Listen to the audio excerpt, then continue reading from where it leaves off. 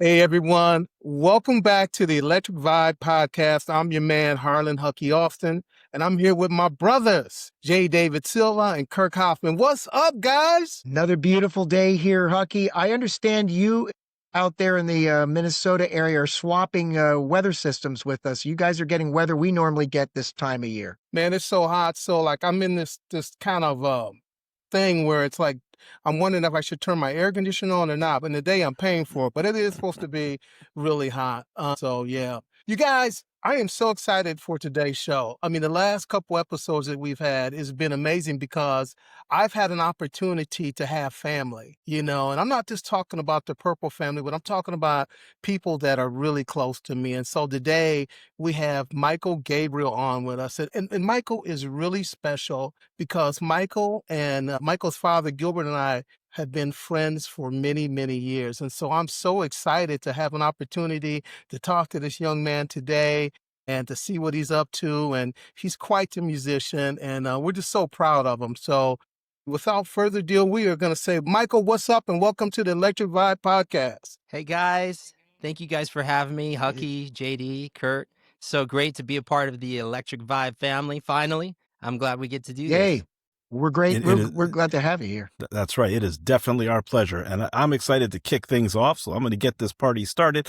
Hucky, Yeah. you had just mentioned Gilbert. Can you tell us how you and Gilbert met and how you came to your storied friendship? Yeah, it's a great story. Gilbert and I went to college together, and we played football, and we were in the locker room and got into a confrontation with a couple guys, probably because I had a big mouth and I was saying some things, and a couple of these guys just jumped on me, and I'm getting hit and everything. I don't know where the blows are coming from, and nobody helped except for one person, and that would be Gilbert John Davison. And Gilbert jumped in, grabbed one of the guys off of me, and that was the beginning of our relationship. Gilbert's been a very, very special part of my life for many years, and now I have the opportunity to see his son, and I'm just so excited to spend some time here with Mychael. But that's how Gilbert and I met, and there are many, many, many more stories, fellas, that I will share with you at another time.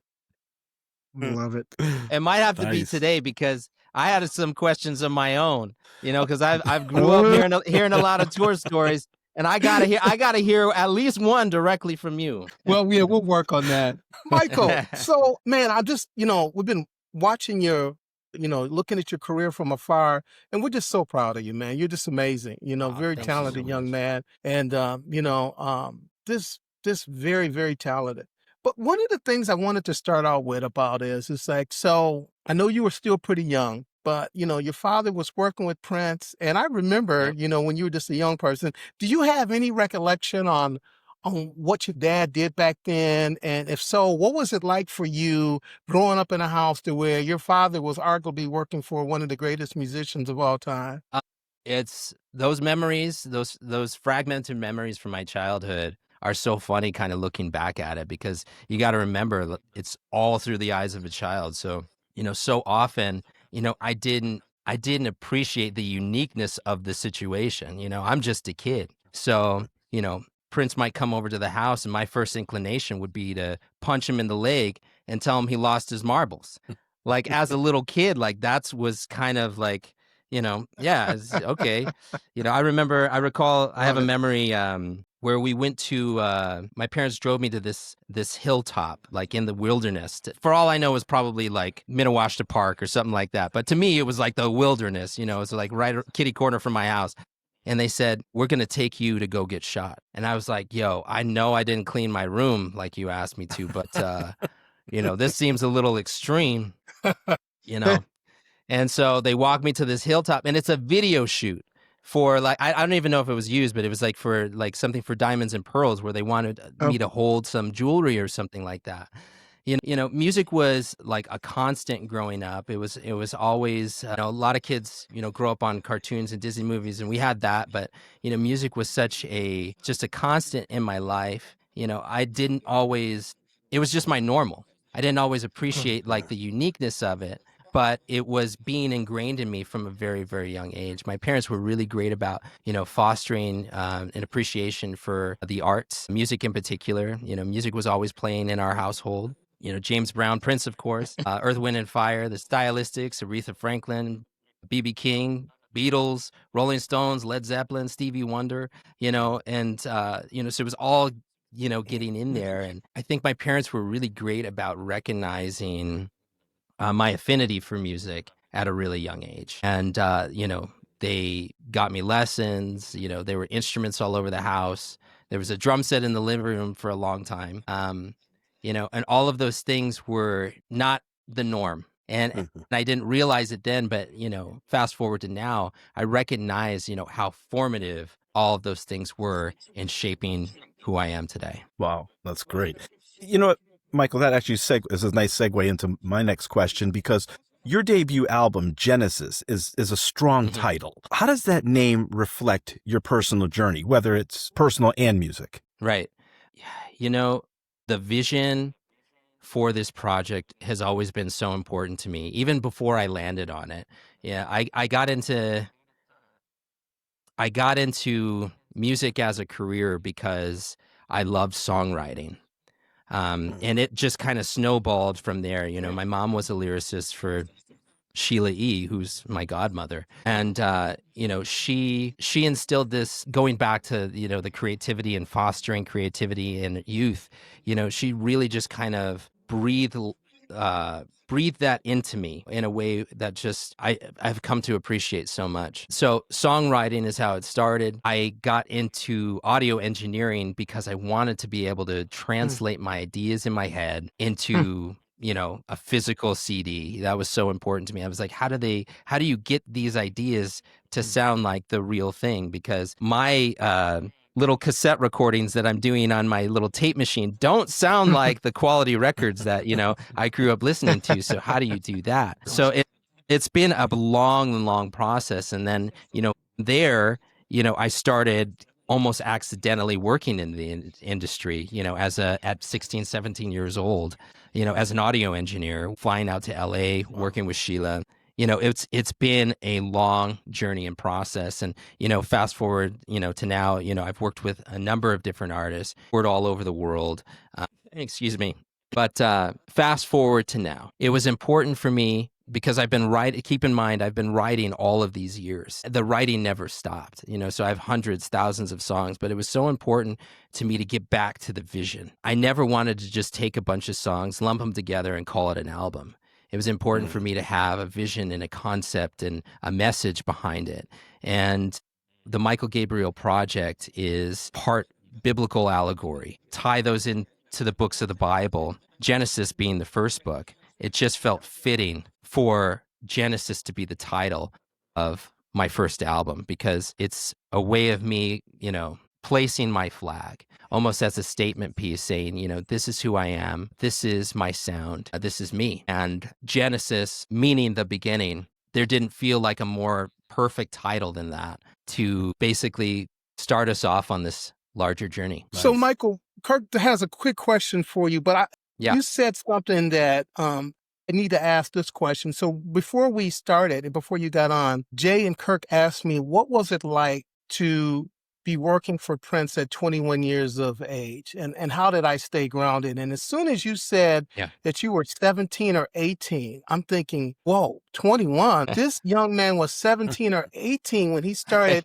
going out to LA. Tell us, what was that like and how did you stay grounded? Oh man, it was a trip. And part of it was like a blind sense of confidence. And part of it is like just being so naive at, a young age where it's like there's a little bit of sense of like fearlessness. And part of that is like instilled in me from my parents, just like the power of just saying yes, sometimes, sometimes you don't even recognize what you're capable of until you try it. And so there's a power in just saying yes, So, I went out to LA to work with Sheila as part of an internship. I just called her and I said, hey, I know I want to do something in this field as a career. And, here's some skills that I have. Can I come to your studio and just help out? And she so graciously said yes. She was like, absolutely, yeah, come out, And so I went out there and my job was to like clean up the garbage cans. And she wanted me to archive, different DAT tapes and whatnot, digitize them so she could just, have a catalog of all the things she's done throughout her years. And then her head engineer ends up leaving to go out on tour. I think, shortly, just a couple months after I got there. And then she said, hey, I was like fresh out of audio school. She's like, hey, do you know how to run any of this equipment? And I was like, yeah, I could do this. She's like, okay, well, because we have a session tomorrow, because I was going to, find somebody else. But if you say you got it, I'll trust that you're good. And some of that is, I got to give credit where credit's due. Some of that is, to Sheila's credit for, having faith and trusting me as this like kind of young kid, who didn't have a lot of experience, but, had a positive attitude, and maybe just like, you could see that, was hungry for it in a way, giving me those opportunities to learn, to fail, and eventually succeed too, so yeah, it's a little bit of a whirlwind, but I appreciate every second of it. So you go through this transition, right? You essentially intern for Auntie Sheila, and you eventually get to be the guitarist in her band, and then you step out as a frontman. Can you take us through that evolution? Yeah. So, after doing the whole audio engineering thing, after, touring and being a support person for highly successful, iconic musician and artist, and having the opportunity to do big award shows and work with other artists and work on TV shows and film and whatnot, I had been in a support role for so long.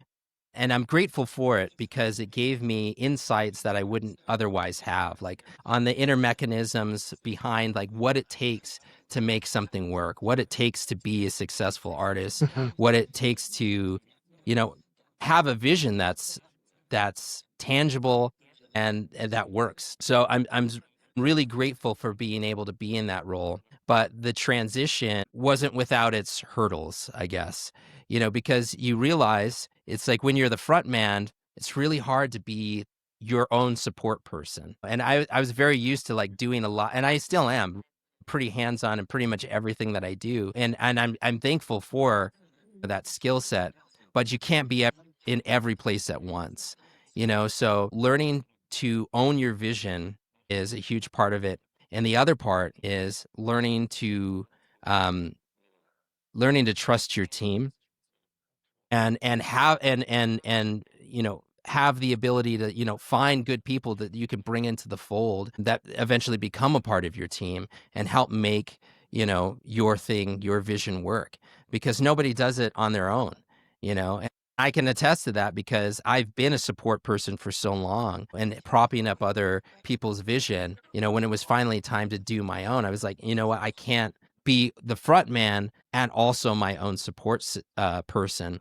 And probably see the video playing in the back, but we did this huge concert film as a part of my debut release in Genesis. We called it Genesis Deluxe Live, and the concept was to give people the experience of what it's like to be there firsthand at the front row at one of my concerts. And very quickly, I recognized that like everybody was looking at me for direction, and taking ownership of that was important, because otherwise you don't make something like that happen. And then the second part is trusting the people that you've brought in to give their best work, and they did. And I was so proud of my whole entire team, from the band to the camera crew to the lighting people to the security team. Hucky, you were there. Yeah. Everybody played a part in making that happen and making it so special. And, so I'm just so glad and proud of my team, and appreciate all of my experiences that have brought me to where I am today. It takes a village. Mychael, It so does.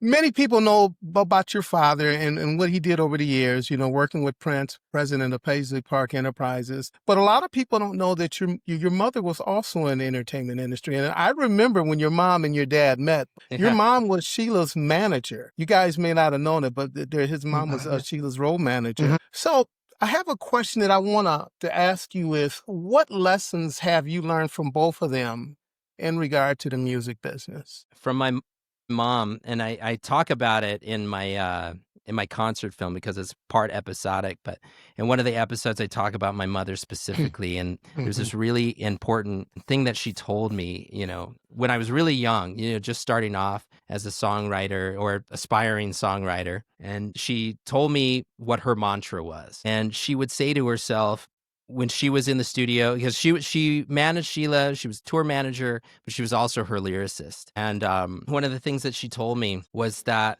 she would just repeat to herself when she was under the gun and, everybody was looking for her to come up with some material or whatever for a studio session. She would say, you're a writer, so just write. And something as simple as that, like just kind of unlocked the doors for me, so, and it's something I've carried with myself for my whole life, just anytime you have either a mental roadblock or, something that, you're feeling a little self-conscious, just, you are this, so just do it. No pussyfooting around, just get it done. Yep. And, oftentimes, you surprise yourself of what you're actually capable of when you just try, and something else from both of my parents and my dad in particular, he would tell me always, in everything that you do, make sure to put God first. This is one of the most important ingredients to just life in general. He taught me that, everything worth having is going to take a lot of hard work. And so once you've cried all the tears you can cry, sweat all that you can sweat, and you've bled all the blood you can bleed, that's when you're just starting off on the hard work. So, just, buckle down and keep at it. Persistence pays off. And, over the years, before every show, whether he's there in person or he gives me a phone call, I'm on the road, or he would tell me, remember, go have fun, right before I'd hit the stage. And, that's such an important thing too, because, in this world, there's so much hardship and, it's not always easy, so spreading joy is so important, and if you're having fun on stage, the audience is having fun. And if the audience is having fun, you're having fun on stage. And it's it's a cyclical thing, and so, that's always been so important. And then, one day he actually confided in me that was an exchange that him and Prince used to have before Prince would go on the stage. He would say, hey, remember, have fun. And so it's a little more endearing too when I take that into consideration. Jay. JD, I'm not hearing your Yeah, we're not hearing you, Bill. actually. Thought I was off mute. So That's all good, man. I'd like to take it back to a step to the previous question. We were talking about working with people and working with the team that you trust. Can we talk about the balance? Because you played and produced everything, I think, on Genesis. That was mainly you. What are the pros and cons of carrying that type of a workload? Well, I mean, the pro is like total freedom, and the con you can kind of look at it as like it's total responsibility. The total responsibility is on your shoulders, but it's all you, it's worth right? it. Yeah, it's all you. So if it works or if it doesn't, there's nobody to blame but yourself. But you try not to focus on that piece. It's but the freedom was really important to me, especially for this debut record, because going back to the fact that I wanted to make a statement, and send a message to the audience that, hey, everything that you hear, every note, every rhythm, every chord, every lyric, every melody, every harmony, it's all me, and everything that I heard in my head, and it's my gift sort of to you. And so, it was just really important.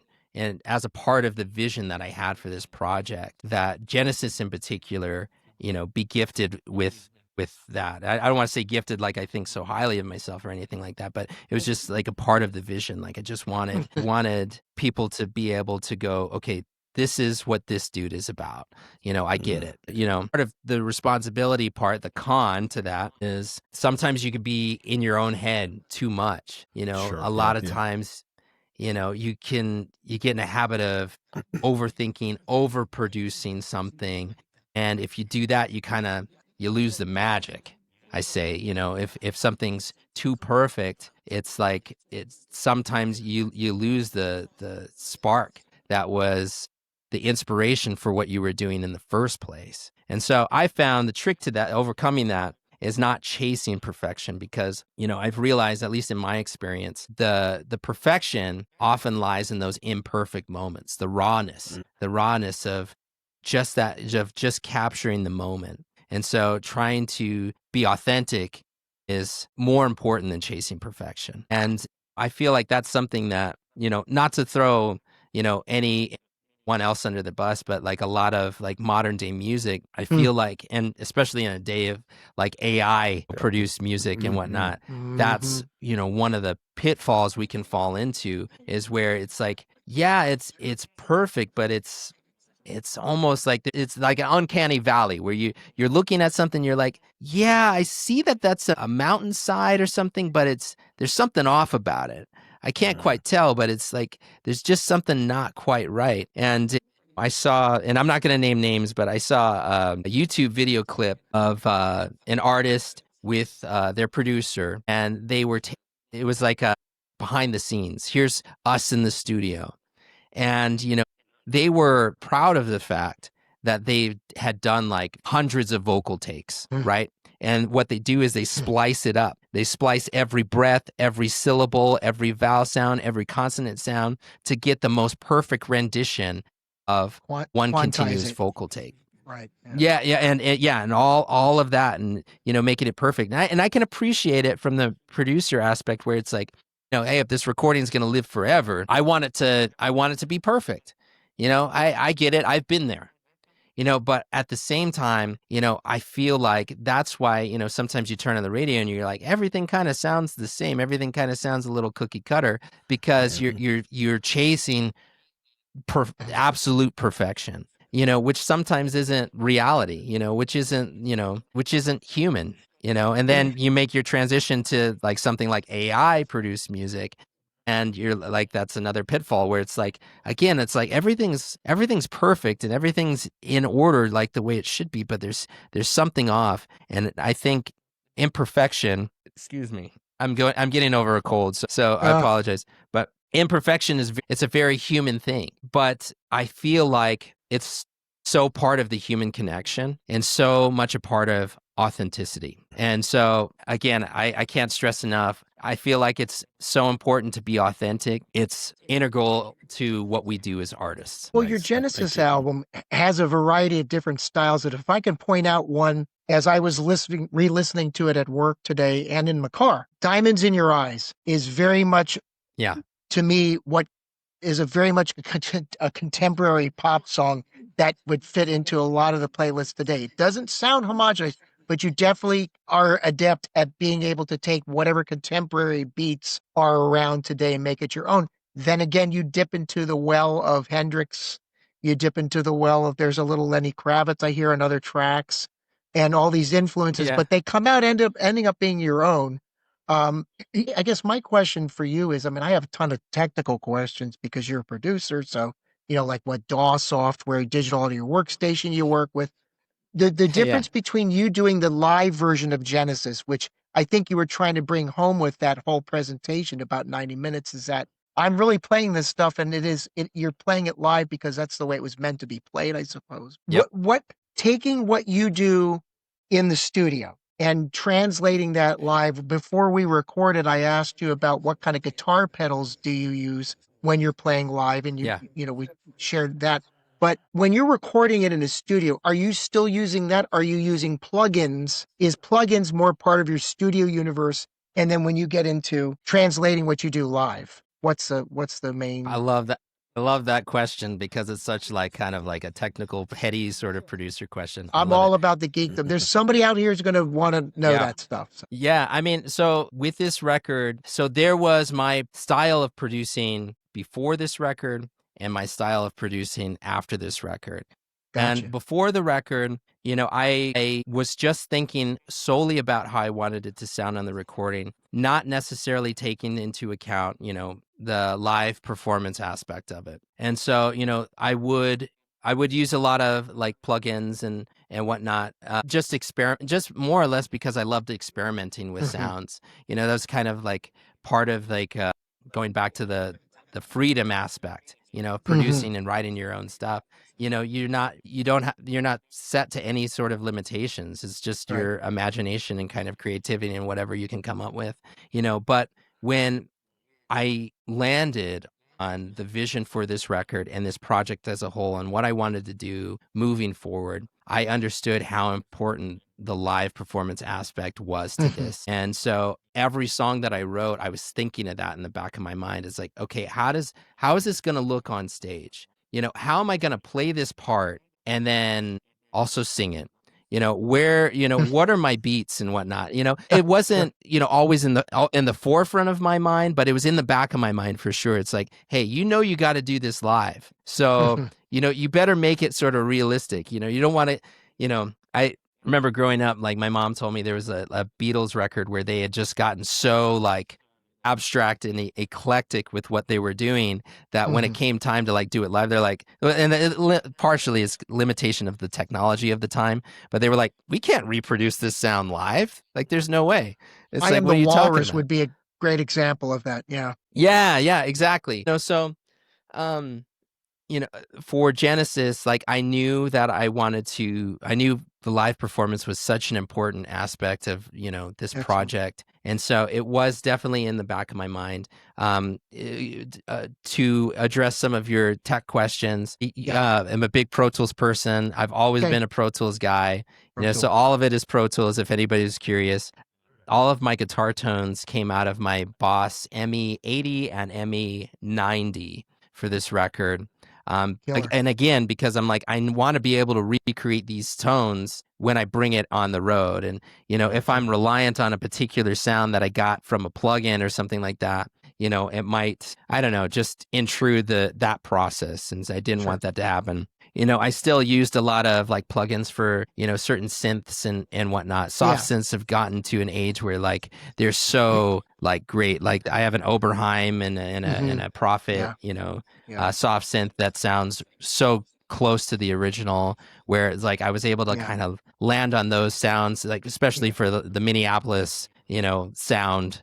Song like Celebrate And, definitely is genre. a classic example.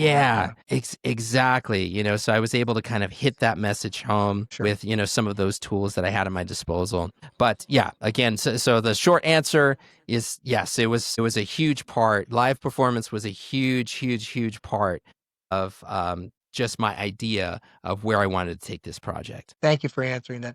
I got to bring this up, guys, because he plays. We got to talk guitars for a second, because I know we had just spoken to your father or texted back and forth. Ask him anything about guitar. When I first met you, I saw you play 2 years ago at the City Winery in Philadelphia, where not far from where I live, and I talked about the fact that I said, "Hey, Paul Reed Smith, right?" I said, "That's made in Stevensville, Maryland, by the way, folks. That's a Maryland-made product." Just had to shout out my home state. And shout out. Is that your main axe? That Paul Reed Smith. What other axes are you working with? It is. I have another Paul Reed Smith, a hollow body that I play for, like kind of more jazzy type stuff. But the PRS SE Custom with the coil tap and the dive bomber, the Floyd Rose, is kind of my main like workhorse. I've been playing that for years, and I have other guitars, but that I just keep going back to that one because it's so versatile. It's like, for those that don't know, the coil tap, it's like having two guitars in one. So like traditionally there's like two different types of pickups. There's like your single coil and your humbucker. With this, you can have a single coil sound, and then you can, push the coil tap in a different direction, and then you have the humbucker sound. So it allows me to, have that, sort of, funky Telecaster sound, and then switch to, a more sort of beefy humbucker sound seamlessly, just literally with the tap of a button. So I just have so many options at my disposal. You do. And I've made like little modifications to that axe over the years. For those that don't know, if you play a Floyd Rose, just make the little investment and time and in the small monetary investment to get one of those big brass blocks in the back of your Floyd Rose. You're going to thank me later. The sustain is incredible. And, for years and years and years, I was like that, changing that little piece of metal is not going to affect your tone that much. I was one of those guys. I was like, yeah, whatever. It's not going to change anything. And then I finally changed it, and I was like, whoa, this is like Satriani level sustain. So just go do it. You've If mentioned you don't his take name. anything else for those guitar Yeah. heads, sorry, Take Yeah. for those guitar heads, if you don't take anything else from this podcast, go change your Floyd That's Rose cool. block to one of those brass ones. What's your brand of strings that you like to use? Of what gauge? Excuse me. That's all right. The brand of strings that I like is Ernie Ball. Yep, I've been playing they're those standard. forever. Yep. And I use 10 gauge. Okay. Believe it or not, like I went through a phase of playing because I wanted to be like Stevie Ray Vaughan. Fine. And I was like, yeah, if Stevie does it, there must be something to it. Then I read an article where he later had, problems with his hands for years of playing on those 13s, and he had to, start stepping down. I was doing that. I was playing 13s for probably like a good 2 years. And then, I was like, you know what? I need to step it down. And I went down to 12s, went down to 11s, eventually landed on 10s. And that seems to kind of be the happy medium for me. Mychael, earlier you talked a little bit about your early music influences. You talked about Earth, Wind and Fire, obviously Prince and Sheila, and you talked about B.B. King. And there's a B.B. King story between your father and myself. Your dad was actually the one that kind of got me turned on to B.B. King in my early 20s. Yeah. But tell us, how did those artists shape your own personal journey? I mean, their music is probably the greatest gift I could have received, because like there's echoes of each one of those inspirations kind of ingrained into my DNA, and they've given me a sense of confidence. That's kind of the only way that I can put it, because the well of knowledge is so deep, and all you have to do is kind of like just kind of open your mind and open your ears to the gifts that they've already kind of put out into the world. You'll find inspiration some kind of way. The other part of that gift is, from my parents for just instilling that in me at such a young age, where it's like, it's just playing in the house. I understood it at the time or not, I do now, where it just kind of shaped and molded me in such a way where it's just ingrained. It's not even something that you necessarily have to think about, but now you can just search for the feeling. And, when I'm writing, that's kind of my first initial thought is, follow the feeling. How do I want to feel? How am I feeling now? How do I want to feel? And what do I want the audience to feel? And somehow or another, I'm likely pulling on, the knowledge and wealth of knowledge and the inspiration that I've received from all the greats that came before me. So, and that's actually another great segue, Mychael, because you've described your music as a gumbo. I mean, it's a mix of church, funk, rock and roll. Can you break down how each of those flavors affects your music and comes into your style? Yeah, I mean, like just going back to my childhood and, the exposure and effects that, the Minneapolis sound has on, a youngster, that's kind of the essence of the Minneapolis sound is funk, rock, pop, and soul. Funk is in the groove. Rock is, the rebellion aspect. Pop is for the people, and that little bit of church, that's the soul. And all of those combined, you stir it, you churn it all together. You got your gumbo. Nice. Kurt? Yeah. So what I wanted to know really is about Rejoice and what listeners can expect from the deluxe version of Genesis. So Rejoice in particular, it's kind of a continuation of a song on the record called Celebrate. And with both of those in particular, my thought when I was writing it, going back to like, how do I want to feel, was I thought, what does a party in heaven sound like? And I was like, it sounds like the Minneapolis sound. That's it. Like that's it 100%. I was like, okay, so that's the direction, that's the vision, that's where I'm aiming. And it just kind of snowballed from there, and going back to kind of just like taking inspiration. Like I never wanted anything that I have done or ever do to feel like an imitation or like a copy. What I want to do is I want to honor it and try to add to it in my own way. And so that's basically the idea behind Rejoice. All the other bonus tracks on the Genesis Deluxe version, live version in particular, include so many songs that ended up on the cutting room floor, where by the time I released it, either songs that were almost finished but not all the way, or just for one reason or another didn't make it on the record. When I decided to do the deluxe version, I knew I had to go back to those and include those because it just expands on the broader message that is Genesis, and celebration in the face of darkness, and choosing light in the midst of the darkness, and just continuing to push forward and persist, to be resilient, and to spread joy, where you can. Well, Mychael, the question I have is, I was just thinking, I want to take you back to the very first time that you played with Sheila. Do you remember that? The first time that you might have performed together? I do.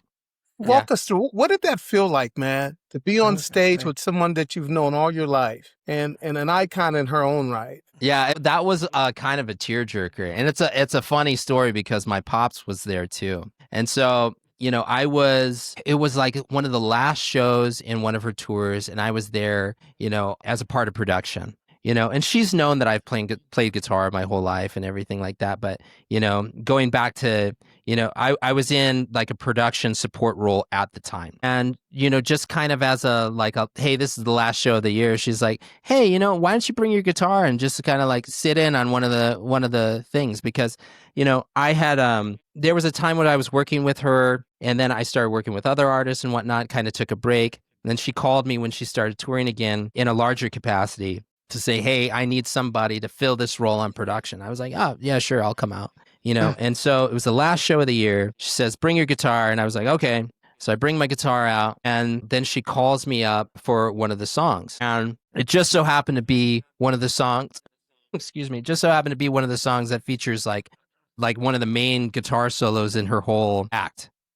And she looks at me, and there was another guitar player, at the time, and it's like, yeah, just give it to him since he's here, sure. And so then, I stepped on my lead tone, and I was like, okay, let's go. And it was an emotional moment because, I felt on a high to just kind of be sharing the stage with so many like amazing, talented musicians, and with my godmother in particular. It's like I look at her kind of biography, and her father was such a force in her life that inspired her to do pretty much everything that she did, and is the reason why she has the career that she has, due to her father, Pete Escovedo. And in a lot of ways, I look at like kind of my musical career, because she started playing with her dad at 15. I started working with her when I was 16, and so there's a lot of parallels there. And I was like, it was such an emotional moment, but my pops was there, and he ends up walking on stage with his phone, like filming the moment. Sheila's in tears. He's in tears. Everybody's in tears. And, next thing I know, a couple weeks or months pass by, and she was like, hey, I'm going to Europe. Do you think you could play my show? And going back to the power of saying yes, I was just like, yeah, not like, I can think about it. Let me think about let me sit with the music for. There was none of that. And I knew that was the answer she was looking for too, in a way, because of the things that she had already instilled in me.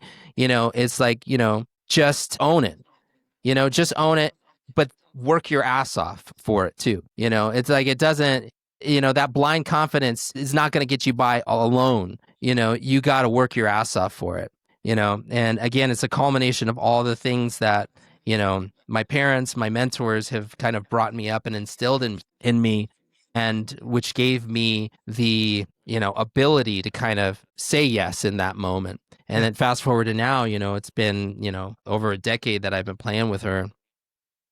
Maybe, a little longer than that. And, so many awesome experiences and opportunities. And so I can't overstate how thankful I am, filled with gratitude. Sorry to cut you off there. I have a question, actually, because if you've been there for at least 10 years, then I actually did see you for the first time in 2017. I believe Questlove had hosted in Philadelphia, had just moved to the area, the Neighbor to Neighbor Festival. And Sheila was the headliner. It was the time Sheila and Questlove did a DJ set. Yep. You were part of that band at that time. I remember Let that. me tell you, you all, that was my introduction to West Philly, by the way. And that's Will, for people who Nice. don't Philly, that's Will Smith country. And you all opened with, That was it a was party. all Prince tribute. Man, you all opened with, I think, Yeah. 17 Days, and Yeah. America, Probably Doves Housequake Cry or was on there. something. Yeah. Yeah, but at the Yeah. end, at the very end, and she comes out with the guitar and Yep. all that, plays a little bit on there, but the Housequake, and I tell you, that was my first concert I saw when we moved to, I live in Conshohocken, Hucky's favorite word in the world. Try spelling it. And let me tell you that I've seen some weird spellings, but not that being far from Philadelphia, that was just a great way to welcome us to the area. It's like, hey, can we go to this thing? I want to see this. It's a tribute. And you guys did a great job. It was that was a party. Oh, thank you so much. That's Yeah, good that was a stuff. fun one for sure. Yeah. You know what, Mychael, getting back to Genesis, is there one track on Genesis that changed you, whether emotionally, spiritually, or technically when you were recording? Is there one that really hits home? Yeah, I mean, I feel like all of the tracks in their own way. Like I'll give us a more specific answer, but you know, the project as a whole was a transformation for me. You know, recognizing that was a process, and learning to live in the vision was a pleasure. So I can hear you guys now a little bit better. Sorry, but every track, you know, changed me in a way, you know, because you know, to be able to have the freedom, artistic license, you know, to just kind of go wherever you wanted, wherever the feeling, you know, would take me in a given moment in the studio, was just so liberating. One track that does kind of come to mind that I'm really proud of was When It Comes to You, just because like there were so many like kind of hills and valleys in that song, and it was a lot of fun to kind of put together. Yeah. Thank you. Jay and I were talking about that track, weren't we, Jay? Right before you came on. Yep. Yeah. You really take your time showing. Yeah. Sorry. Go ahead. No, thank you. I appreciate it. No, I mean, but you know, doing that song live was also, you know, not a challenge, but it was something I recognized. I'm like, I'm glad I thought about, you know, the live performance aspect before I did this, because like there's a lot happening in that song, just like technically, because you know, I'm at the piano and then I leave the piano and then I play the guitar solo, then I go back to the piano and then there's the outro with the piano, you know, just like all these little sort of things that you have to keep in mind, but at the same time, you know, you're trying to be authentic at the same time. So like it takes a lot of, it takes a lot of openness and willingness to kind of be vulnerable, you know, at the same time, because, you know, it's hard to be authentic without being vulnerable at the same time, you know? So I guess, you know, it's kind of a hodgepodge of different answers, but that's what I got for that one. That's cool. No, I mean, there's some great, there's even a little bit of, I'm just going to bring up Randy Rhoads. On Let There Be Light, you do a little bit of, he does those trips. It reminded me of Randy Rhoads a little bit. And I know you're a big Satriani guy. You've already mentioned him. That's a compliment. Yeah. But, you know, Satriani, Steve Vai, Nuno Betancourt, one of my favorites. Yeah. Nuno's a beast. Absolutely. But you, with the keyboards, when you play live on keyboards, what are you playing live? What's your main synth when you're playing the piano sound? Is it an actual, I can't imagine an actual piano, but what are you working with? Yeah, all of those are soft synths on this record in particular. I'm a big fan of like, I'm losing the name of the company, but for the piano sounds, it's Addictive Keys. Okay. And they have a great, you know, Grand, then they have a great Upright, they have a great Rhodes. But what's your physical keyboard that you use when you play? It's live? Just a MIDI controller. It's like just like some random Korg. Yeah, it's just a random Korg? Like Korg MIDI controller. Okay. Yeah. But the soft, I'm gonna have to look it up. But there's a great, like I mentioned it before. There's a great, you know, Prophet and Oberheim. The Prophet soft synth that I use. Yeah. Absolutely. I think it's Arturia. Arturia is the name of the company. Sure. Yeah. They make a whole bunch of range of stuff. Yeah. They have a great library of sounds. Yeah. They've been well known for that for years. Do you use weighted keys or on your dummy keyboard or your MIDI slave, or what do you use? So it's not weighted at all. The one in Okay. my studio. However, so I do prefer weighted keys. Yeah, same. So I have a piano in my living room that also acts as a controller, and that's Okay. Yamaha. I can't remember the model, but it's That's like a fine. weighted Cool. thing. And, you know, it has Yeah. built-in speakers and stuff. But you know, when I want to like write in a different environment, so like Sunday afternoon, which I wrote love on a that Sunday song. afternoon. Yeah. Oh, cool. Very cool. I just threw my laptop right on top of the piano, plugged in the MIDI, and I sang it. I think the mic that I used was like the white Apple headphone mic. I was going to ask how you got it almost sounded like John Lennon's Imagine a little bit. There was a little Lennon-esque Beatlesy kind of thing happening with the vocals. Well, it was just a moment. Yeah, it was just a moment. And so like kind of going back to what I said about, you know, finding the perfection in those sort of imperfect moments. Like I just played it. I was singing and playing at the same time, and you know, had my headphones on and whatnot, with full intentions of like re-recording the vocal, because I'm like, I'm not keeping this. This is on a like cheap headphone mic or whatever. Vibe. And so then I go to I go to re-record it, and exactly what you said happened. You know, I'm listening to it. I'm like, the other one just had such a vibe. It's like, you know, I know it's not, you know, my nice microphone, you know, it's not my nice large diaphragm condenser mic, but this just has something on it that I have to keep.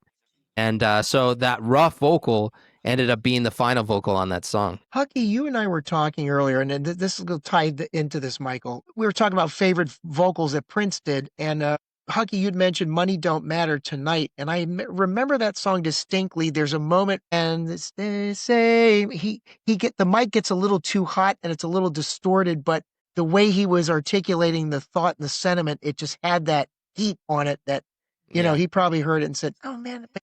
Most people wouldn't take the chances of just leaving a distorted mic on a track, but if it works, if it feels good, right? You know, that's the thing. Yeah, I mean, Prince is a big one, you know, where it's like I listen to a lot of those recordings, and there's just a rawness and an authenticity to it that like you can't fake and you cannot manufacture it. And so like that really kind of spoke to me, because like in my early sort of like production days, because there's listening to songs and then there's dissecting songs, and you know, when you're kind of put on this producer hat, it's like it's a totally different thing when you're trying to figure out like, wait, so how did the greats do it? Like, you know, what's the secret sauce? And for a long time I was kind of like copy and pasting parts, you know, kind of like, you know, I had mentioned earlier, a lot of modern day producers get in the habit of doing. It's like, okay, you played the chorus one time, we're going to repeat the chorus, copy, paste, you know, okay, let's make it a double chorus. Okay, let's just double it there. Okay, there we go. Now we got a song,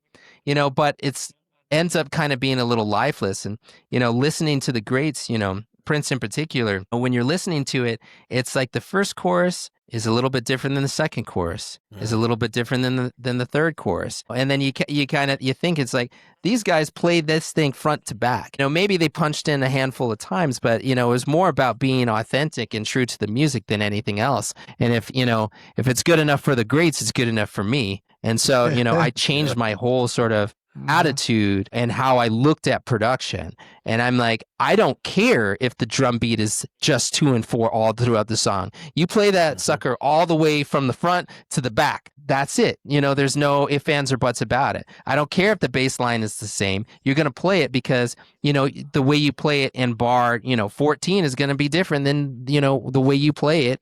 And, you know, bar, you know, 60, 200, you know, whatever, you know, really kind of owning that and recognizing that and owning it and living in it. It's a huge, huge aspect of songwriting and producing for me. All right. I'm going to give you a couple rapid fire questions here. Song you wish you wrote. I haven't written it comes yet. to your mind.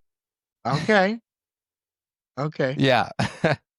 Album you always go back to for inspiration. Sign of the Times concert film. Yep. Wow. Yeah. Let me tell you. Okay. So while we're talking about Sign of the Times concert film, which, you know, recently came out in IMAX, were you there for the premiere of it? I wanted to be so bad. I was out on the road. I was out on tour. Oh, shoot. Did you all go see? Because I tell you, the drum solo that Auntie Sheila does, man, seeing that That's sucker in one of a kind, IMAX, right? it took my breath away. I got a tear to my eye just watching, just getting to Yeah, see that in the theater. Because I mean, I yeah. lived in, Jay, you and I, we live in Connecticut. I think the closest theater when it actually came out in 87 probably would have been somewhere in New York City, right? It was. Yeah, it was New York Because City. I don't think anywhere in Connecticut Wow. that when I lived there that Right, would have right. had it. What about Hartford, I don't Baltimore? think. What about Baltimore? Baltimore. That's a whole other thing. I wasn't living there at the time. Yeah, Sorry, no, it's a little I know inside it was baseball. had to be just so visceral. Oh, no question. But and you know, playing the set, even playing the sets that you play now with her, I mean, she's still giving 150%. I sat in front of the drum kit and watched, and already knowing that she had already done a show prior to that, and then you have to give another 150% for a second show. That's I don't care Yeah, who you are. Well, wild. and let me just share a quick personal story. I actually saw Sheila a few times, but there was one time I saw her at a club called Tramps in New York, which is no longer there. Right. And it was just Eric Leeds was there, Charlie Sepulveda was there, and again, we all had to sit on the floor.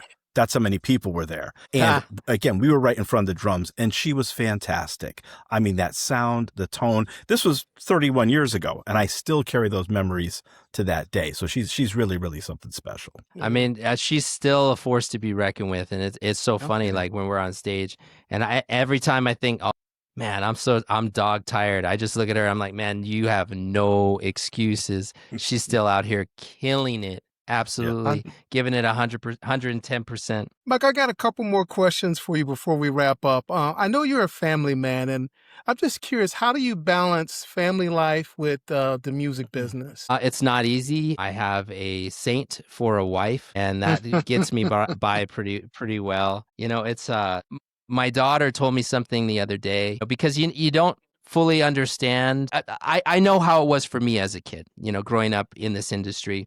You know, and now my kids are kind of growing up with the, you know, a window into what this life is like.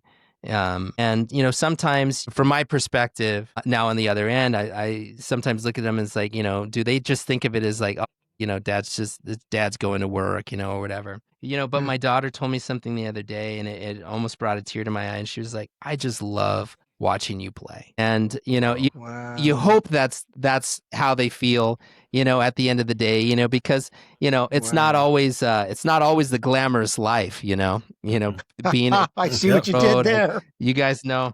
Yeah. You saw it. You caught what that. you did there. But yeah, no, it's true. It's true. It's like, it can be hard. It can be difficult. It's, you know, filled with, you know, long nights and, you know, being away from family, and, you know, finding a balance is difficult.